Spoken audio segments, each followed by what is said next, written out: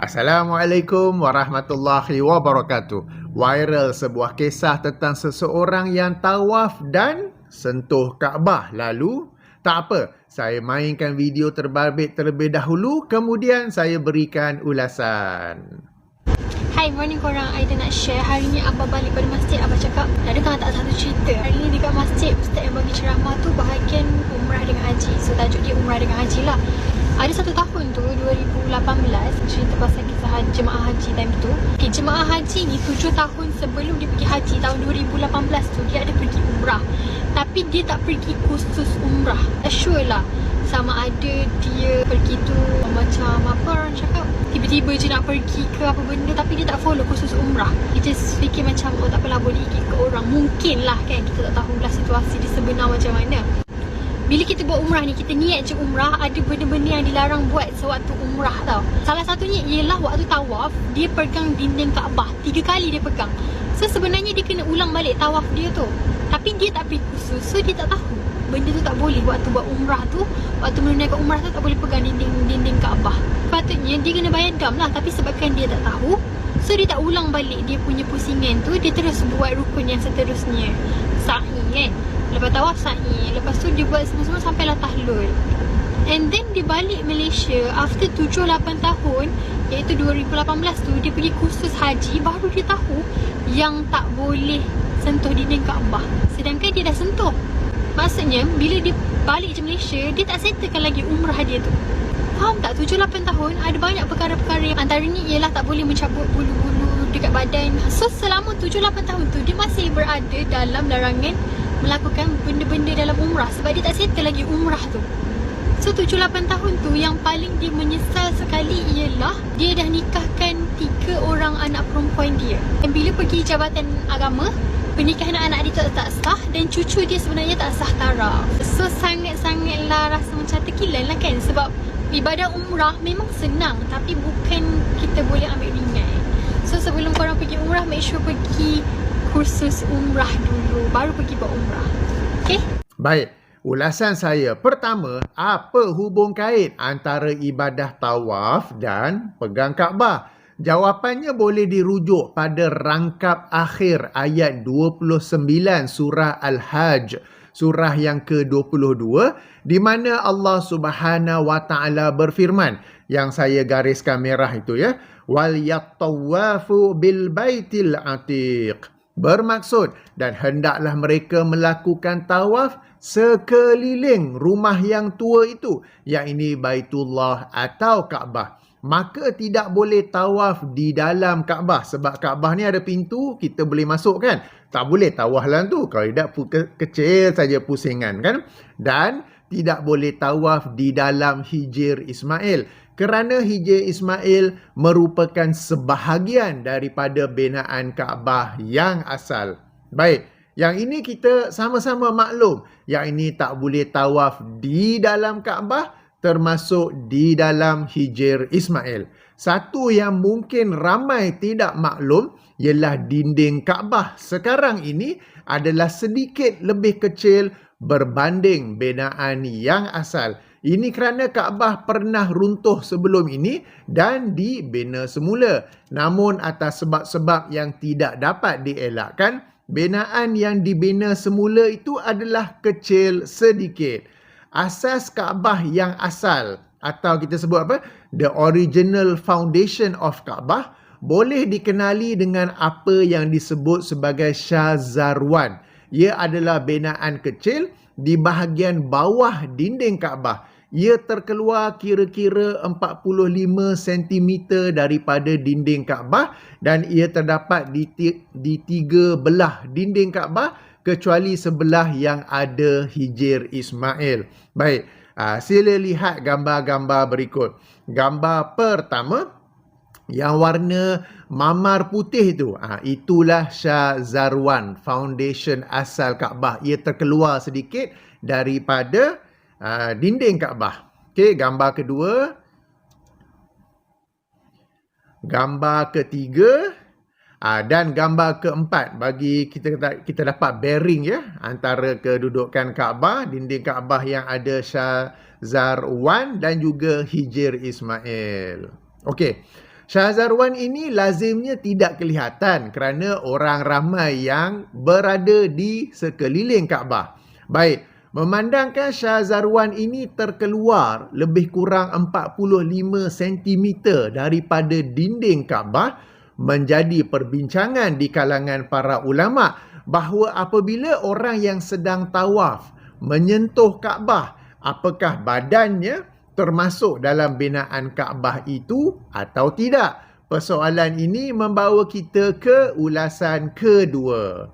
Baik, ulasan kedua, apabila orang yang sedang melakukan ibadah tawaf menyentuh dinding Kaabah dengan tangannya, adakah dia dikira berada di dalam Kaabah? Atau lebih tepat dalam susun kata yang lain, adakah dia dikira berada di dalam sempadan Kaabah? Ingat ya, untuk tawaf kita kena berpusing di luar sempadan Kaabah dan bukannya di dalam Kaabah mengikut sempadan binaannya yang asal. Untuk menjawab persoalan ini dan memandangkan kita di Malaysia bermazhab Asy-Syafi'i, saya bawakan penjelasan Ustaz Dr. Syed Shahrizan yang merupakan Ketua Penolong Mufti Wilayah Persekutuan Bahagian Penyelidikan. Okey, beliau pernah menulis di laman Facebooknya tentang isu ini, link dalam kotak description. Ringkasnya ada dua pendapat dalam mazhab Asy-Syafi'i. Pendapat pertama atau pandangan pertama menyatakan orang yang sedang tawaf lalu menyentuh Kaabah, badannya telah masuk dalam sempadan Kaabah. Namun, menyentuh Kaabah, sebagaimana tangkap layar di sebelah ini ya, beliau menulis, menyentuh Kaabah ketika tawaf tidak membatalkan tawaf secara mutlak, tidak membatalkan tawaf secara total, iaitu orang yang bertawaf tidak perlu mengulangi pusingan itu atau mengulangi pusingan-pusingan sebelum itu. Dia hanya perlu kembali berdiri tetap pada posisi dia, pada posisi dia menyentuh Kaabah atau berundur sedikit dan bahagian kiri tubuhnya ke arah Kaabah, kemudian menyambung semula pusingan tawaf itu. Poin ke-8, jika dia terlupa lalu meneruskan tawaf setelah menyentuh Kaabah atau seumpamanya tanpa kembali ke posisi asal ketika sentuhan berlaku, maka pusingan tawaf itu sahaja yang tidak sah dan perlu diulangi. Pusingan itu saja, bukan semua pusingan. Katakan dia telah buat pusingan pertama, pusingan kedua, pusingan ketiga, pusingan keempat dia nampak ada ruang. Dia pun teringin nak sentuh Kaabah. Dia pun pergi sentuh Kaabah. Okey? Kemudian dia terus sambung. Dia terlupa. Maka bukan seluruh tawafnya itu batal. Tetapi tawaf pusingan keempat itu sahaja yang perlu diulangi. Kalau dia ingat, maka dia membetulkan semula posisinya. Lebih baik belakang sedikit, badan, bahu kiri menghadap Kaabah, kemudian sambung. Okey, demikian pandangan pertama dalam mazhab Asy-Syafi'i. Namun, di sana ada pandangan kedua dalam mazhab Asy-Syafi'i, iaitu tidak batal kerana apabila disentuh dengan tangan, sebahagian besar tubuh badan orang yang menyentuh masih berada di luar Syahzarwan. Baik, di sini saya bacakan apa yang baru ditulis oleh Ustaz Dr. Syed Shahrizan setelah timbulnya video viral sebagaimana yang saya mainkan di awal tadi. Beliau menulis, sebagaimana tangkap layar di sebelah, adakah permasalahan sentuh Kaabah ada khilaf di kalangan ulama? Ya, ada khilaf di dalam mazhab Asy-Syafi'i sendiri.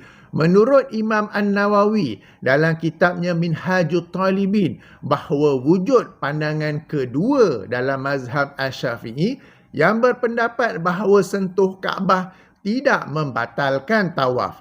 Alasan tidak batal tawaf telah dijelaskan oleh Imam Al-Khatib Al-Syarbini dalam kitabnya Mughni Al-Muhtaj, yakni kerana sebahagian besar tubuh badan orang yang bertawaf berada di luar kawasan Kaabah. Ini bermakna orang yang sentuh Kaabah masih layak dikira sebagai orang yang bertawaf di luar Kaabah. Baik, sekian Ustaz Dr. Said. Baik, jadi sebenarnya ada khilaf dalam isu ini. Bukan antara mazhab Asy-Syafi'i dengan mazhab-mazhab yang lain, tetapi dalam mazhab Asy-Syafi'i itu sendiri. Di kalangan tokoh-tokoh mazhab Asy-Syafi'i itu sendiri, ya. Di sana ada pandangan kedua yang menyatakan tidak batal tawaf kerana sebahagian besar tubuh badan orang yang tawaf masih berada di luar kawasan Kaabah atau di luar sempadan Kaabah. Tapi ingat, yang dimaksudkan ialah menyentuh Kaabah dengan tangan, di mana masih ada jarak antara tangan dan tubuh badannya, di mana jarak itu lebih daripada kelebaran syazarwan yang berukuran 40 cm itu. Jika seseorang itu bersandar di dinding Kaabah, baik belakangnya ke ataupun dadanya terus terkena Kaabah, berarti sebahagian besar tubuh badannya sudah masuk dalam Kaabah. Okey? Yang itu baru kira batal. Tapi yang kita bincang sekarang ni sentuhan tangan, baik sebelah tangan ke dua belah ke, ya. Okey. Jadi ni yang tadi saya bawa pita ukur siap-siap. Baik, katakanlah 45 cm. Okey, ini ialah 45 cm dan tangan tu bila kita sentuh, katakan sentuh macam ini, jadi badan kita masih luar di sempadan Kaabah, masih luar, sebab syazarwan tu 45 cm.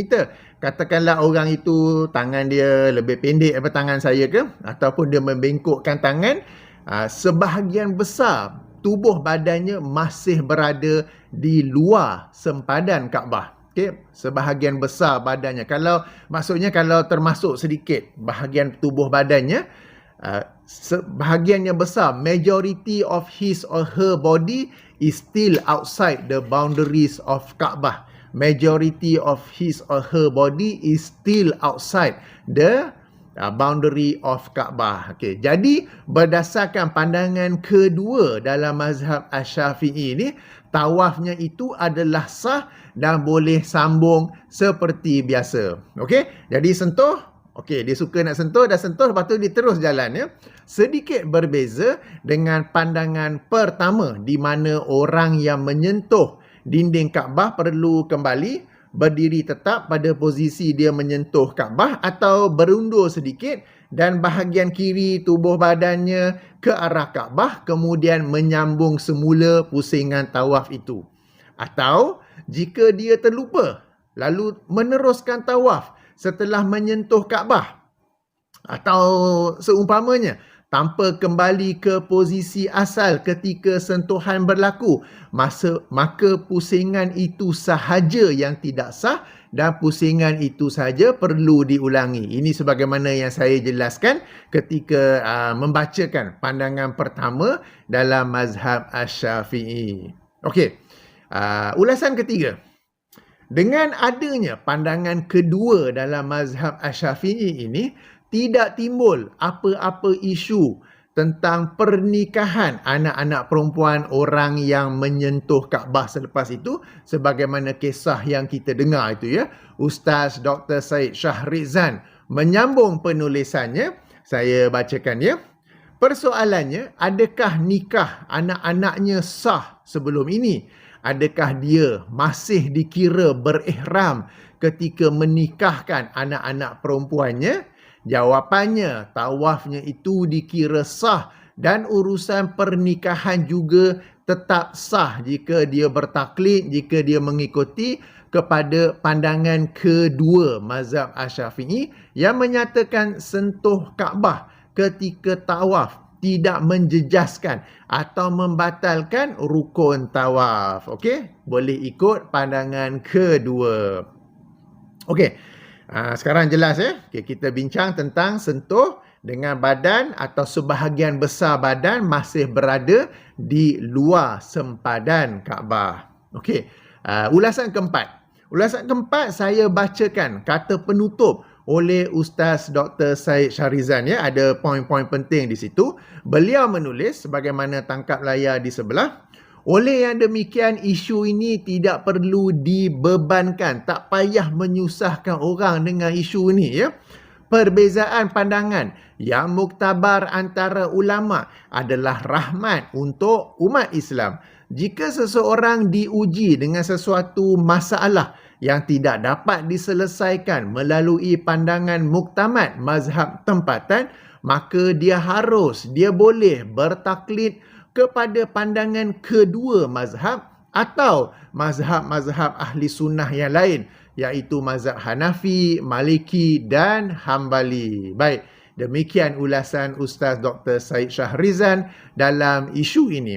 Ringkasnya, para agamawan, para ustaz dan ustazah hendaklah menguasai perbezaan pendapat dan memberikan solusi atau jalan penyelesaian yang memudahkan umat Islam.